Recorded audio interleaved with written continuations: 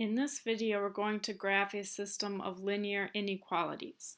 So we graphed systems of linear equations where we were looking for the point where the two lines cross on the graph. When we're graphing a system of linear inequalities, the solution is not going to be a point, so we don't have to worry about identifying the point where the two lines cross. But the solution is where the two shaded areas overlap.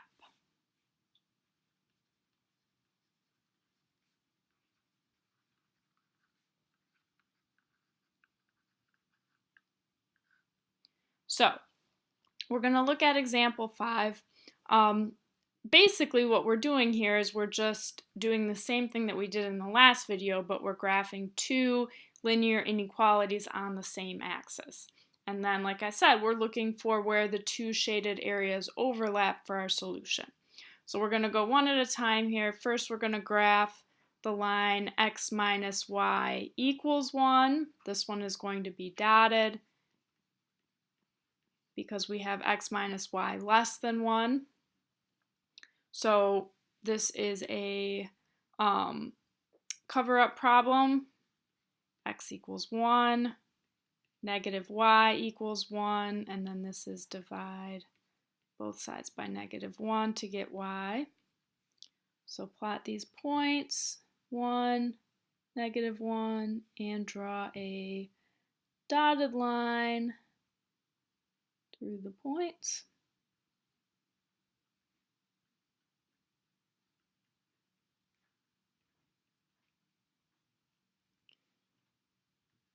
Now I'm going to do the test point for this first line.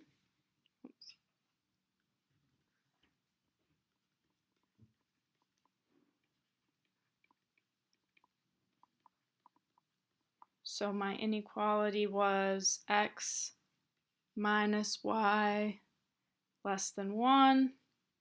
Plug in 0 for x and y. 0 minus 0 is 0. Is 0 less than 1? Yes, it is. So this is true, which means we shade over 0, 0. So my shaded area for this one, I'm not going to shade it quite as heavily because I'm going to be erasing part of it here in just a second, but that's going to be my shaded area over the point 0, 0. So now I'm going to repeat the process with this second line. The second line is 2x plus 3y equals 12. And this one is solid because it's greater than or equal to. So this is another cover-up problem. Cover up the y, 2x equals 12. I get x equals 6. Cover up the x, 3y equals 12. So y equals 4. So x equals 6, y equals 4.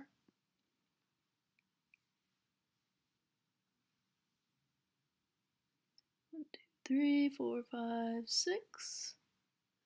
Y equals positive 4. This one is a solid line.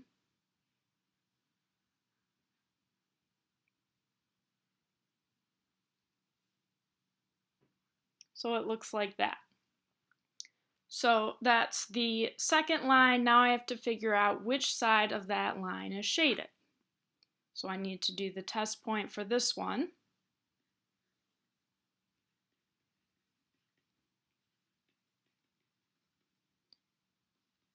So plug in 0 for x, 0 for y. This is greater than or equal to 12. So 0 plus 0 is 0. Is 0 greater than or equal to 12? No. 0 is smaller than 12, so this is false. So we shade the other side. So when I go back up here, that means my solid line, I'm going to be shading the side that's away from the point 0, 0. So I'm going to be shading over here. So the overlap is this region where I'm in right now. You're dividing the quadrant into 4 possible areas, so your answer is going to be usually sort of like a V-shaped area. So the solid line I would also shade over here, but since I'm looking for the overlap, I don't actually need to do that. So now I'm going to go with my eraser and erase these other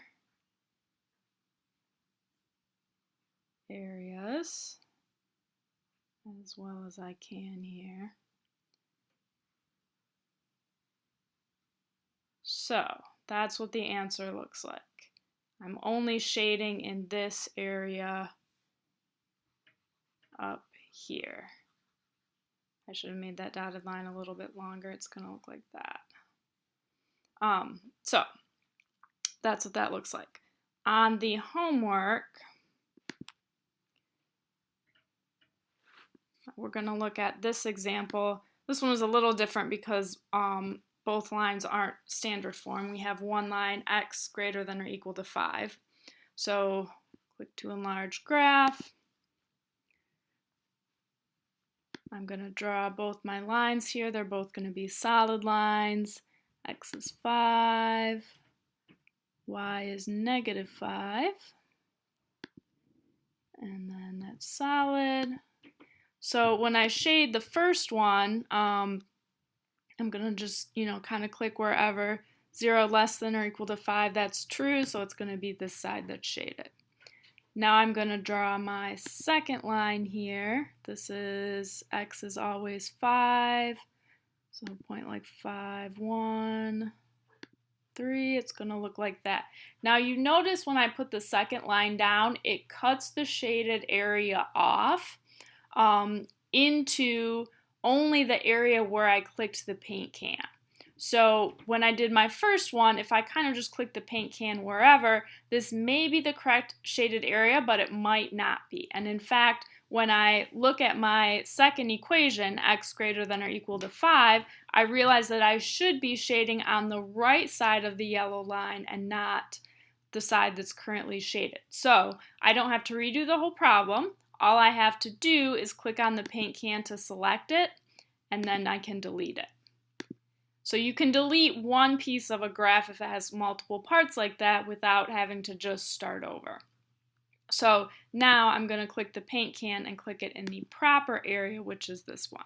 So just depending on where you clicked the paint can first, if I'd clicked it over here to begin with, then I wouldn't have to do anything because my shaded area would be the correct area. So you need to make sure your shaded area is kind of the correct shaded area for both lines. I should be above the diagonal line because the side of the diagonal line that contains the origin is the one that I want, and then to the right of the vertical line. So it's this shaded area right here. Click Save, check my answer, and it should be correct. So what you should do next is checkpoint problem number 5. You can do this problem in your notes, check your answer with the notes that are posted, and then move on to the homework.